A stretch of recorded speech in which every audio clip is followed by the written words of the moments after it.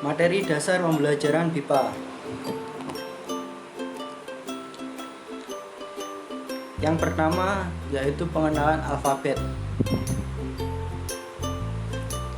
Karena pengaruh bahasa nasional, bahasa Khmer, dan pengaruh bahasa asing, bahasa Inggris, para mahasiswa sering melakukan kesalahan dalam pengucapan abjad. Hal tersebut dikarenakan lidah para mahasiswa yang tidak terbiasa dengan mengucapkan kata-kata dalam bahasa Indonesia. Ini adalah huruf alfabet. Nah, sekarang tirukan saya. Dari pertama huruf A sampai akhir huruf Z. A, B, C, D, E, F, G, H, I, J, K, L, M, N, O, P, Q, R, S, T, U, V, W, X, Y, Z. Nah, lalu pengajar meminta untuk siswanya kembali mengulangi huruf-huruf yang telah dibaca oleh pengajar agar siswa tersebut bisa cepat memahami huruf-huruf yang telah dipelajari. Baik, saya akan menjelaskan tentang pengucapan salam. Dalam bahasa Indonesia, kita mengenal beberapa kata yang mengacu pada bagian dari hari. Yang pertama ada pagi, siang, sore, dan malam. Dalam KBBI, pagi berarti bagian awal dari hari, waktu setelah menjelang matahari terbit atau saat mulainya hari. Atau dengan kata lain, pagi adalah bagian akhir dari malam dan bagian awal dari siang. Siang berarti bagian hari yang terang, yaitu dari matahari terbit sampai terbenam. Waktu antara pagi dan petang, yaitu kira-kira pukul 11 hingga 14. Sudah lepas pagi atau hampir tengah hari, sudah lepas tengah hari atau hampir petang. Sore berarti petang. Petang adalah waktu sesudah tengah hari, kira-kira dari pukul 15 sampai matahari terbenam. Malam berarti waktu setelah matahari terbenam hingga matahari terbit. Kemudian dari pengertian pagi menurut KBBI di atas, jika sapaan selamat pagi diartikan awal hari, sapaan penyiar tersebut berarti sudah benar. Mungkin penyiar berita tersebut bermaksud mengingatkan penonton bahwa saat itu hari baru sudah dimulai. Pengertian pagi, siang, sore, dan malam dalam KBBI dikaitkan dengan dua hal. Yang pertama merupakan keadaan alam, ada tidaknya matahari atau keadaan terang dan gelap. Dan yang kedua adalah jam yang menjadi petunjuk waktu. Di ujung timur Pulau Jawa misalnya, pada pukul 6 matahari sudah kelihatan dan tidak dapat lagi disebut subuh. Bagi penduduk di tempat itu, sinar matahari pada pukul 14 sudah tidak sedemikian panas, sehingga mereka menganggap saat itu sudah sore. Sementara itu, di ujung utara Pulau Sumatera, pada pukul 6 matahari belum muncul. Saat itu dikatakan masih subuh. Pada pukul 14, sinar matahari masih terasa panas, dan orang di sana menganggap saat itu masih siang. Kemudian, perbedaan persepsi itu juga mempengaruhi salam. Saat kita menyapa, batas pagi dan siang tidak dapat ditentukan secara tegas. Meskipun demikian, kita lazim mengucapkan selamat siang antara pukul 10 dan pukul 14. Sore hari lazim diucapkan antara pukul 14 dan pukul 18.30. Pada pukul 16.30 sampai pukul 18.30, pada saat yang situasi formal, lazim diucapkan selamat petang. Selamat malam lazim diucapkan antara pukul 18.30 dan 04. Kita tidak lazim mengucapkan selamat subuh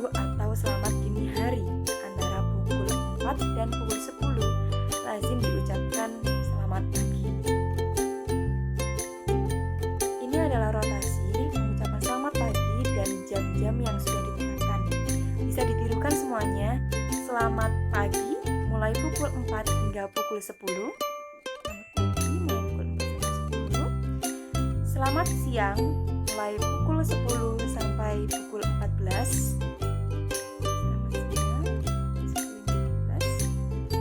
Selamat sore mulai pukul 14 hingga pukul 18.30.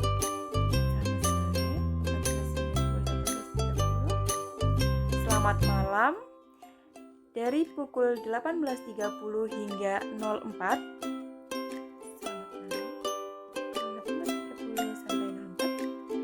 Selamat petang dalam kondisi formal mulai dari 16.30 hingga 18.30. Selamat petang dalam kondisi formal 16.30. Terima kasih atas perhatiannya.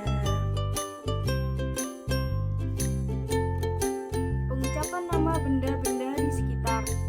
Ketika memperkenalkan benda-benda di sekitar kita, pengajar akan memperkenalkan benda-benda yang ada di dalam buku dengan benda aslinya. Misalnya, ketika pembelajaran dilakukan di dalam kelas, maka pengajar akan memperkenalkan nama-nama benda yang berada di dalam kelas, seperti meja, kursi, penggaris, penghapus, dan lain-lain. Setelah menyebutkan beberapa nama benda yang berada di dalam kelas, pengajar meminta siswanya untuk mengulang kembali nama-nama benda yang berada di dalam kelas.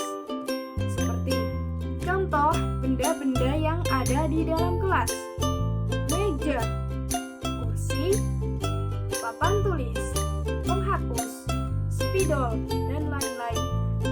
Selain contoh benda-benda yang berada di dalam kelas, pengajar juga bisa memberikan contoh benda-benda yang berada di luar kelas, seperti contoh nama benda-benda yang berada di rumah, di dalam gedung, dan lain-lain.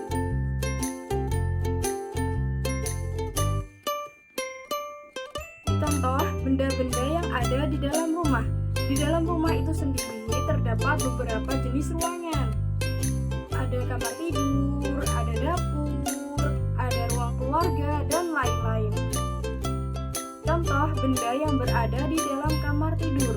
Apa saja contoh benda yang ada di dalam kamar tidur? Contoh benda yang ada di dalam kamar tidur antara lain adalah tempat tidur, bantal, guling, lampu, figura, dan lain-lain. Setelah menyebutkan beberapa nama benda yang ada di dalam kamar tidur, pengajar meminta siswanya untuk menirukan apa saja yang sudah diucapkannya. Contoh benda-benda yang terdapat di dalam kamar tidur: tempat tidur, bantal, guling, lampu, figura. Selain kamar tidur, di dalam rumah juga terdapat ruang keluarga. Apa saja contoh benda yang berada di dalam ruang keluarga? Benda yang terdapat di ruang keluarga antara lain adalah meja dan kursi tamu, televisi, majalah, koran, dan lain-lain. Pengajar akan meminta siswanya untuk menirukan kembali apa yang telah disebutkan di dalam ruang keluarga. Contoh benda-benda yang terdapat di dalam ruang keluarga: meja dan kursi, meja dan kursi, televisi, majalah, koran. Tujuan dari pengumuman tersebut adalah agar siswa cepat memahami contoh benda-benda apa saja yang berada di ruangan tersebut. Kemudian ada contoh benda yang berada di dapur.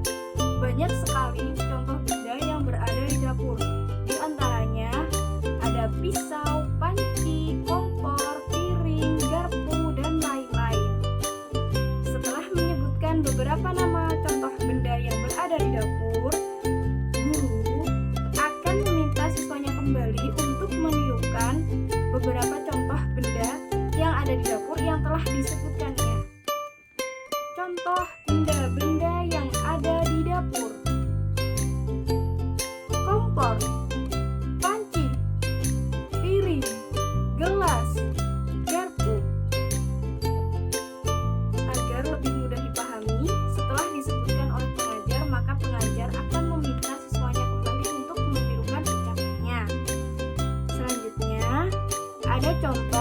beberapa benda yang bisa dipakai atau digunakan. Nah, contohnya antara lain adalah baju, celana, rok, kalung, gelang, dan cincin. Contoh beberapa jenis benda yang bisa digunakan atau dipakai. Apa saja? Ada baju atau kemeja, ada celana, ada rok, ada gelang, kalung, dan cincin. Setelah menyebutkan nama-nama benda tersebut, pengajar meminta kembali siswanya untuk mengulangi nama-nama benda tersebut. Contoh beberapa nama benda yang dapat dipakai atau digunakan: baju, celana, kalung, gelang, cincin. Begitu seterusnya. Setelah pengajar menyebutkan nama benda-benda, maka siswanya diminta kembali untuk menirukan nama benda-benda yang telah disebutkan oleh pengajar agar siswa dapat dengan cepat memahami apa benda-benda yang ada di lingkungan sekitarnya. Nah, sekarang kita akan mempelajari tentang materi pengenalan buah. Bisa dilihat gambar pada slide yang ada di PPT. Gambar yang pertama adalah buah apel. Dalam bahasa Inggris disebut apple. Nah, sekarang tolong tirukan setelah saya ya. Apel, apel, apel, apel. Apel biasanya buahnya berwarna merah, namun bisa juga berwarna kuning atau hijau. Kulit buahnya agak lembek, daging buahnya agak keras. Buah ini memiliki beberapa biji di dalamnya. Untuk selanjutnya, ada buah jeruk.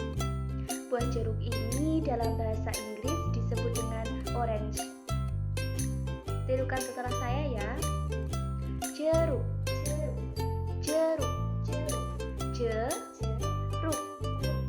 jeruk. Nah, untuk ciri-ciri jeruk ini, bentuk buahnya bulat dengan tekstur permukaan berpori-pori yang nampak jelas di penglihatan. Kulit buah jeruk ada berbagai warna, yaitu hijau, kuning, dan juga orange. Untuk selanjutnya ada buah anggur. Dalam bahasa Inggris, anggur ini disebut dengan grape. Tirukan setelah saya ya. Anggur, anggur, anggur,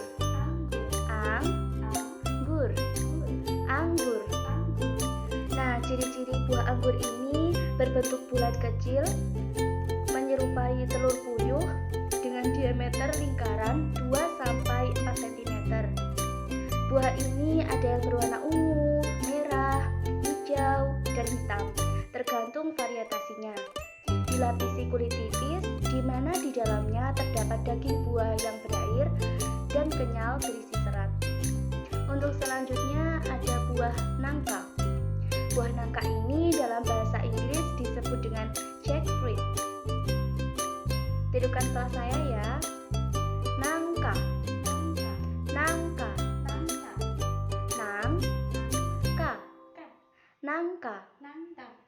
nangka, nangka. Nah, ciri-ciri nangka ini buahnya berduri tapi tidak setajam durian, mempunyai getah yang lengket, daging buahnya berwarna kuning, memiliki bau yang tajam, namun tidak terlalu menyengat seperti durian. Selanjutnya ada buah nanas. Buah ini dalam bahasa Inggris disebut dengan pineapple.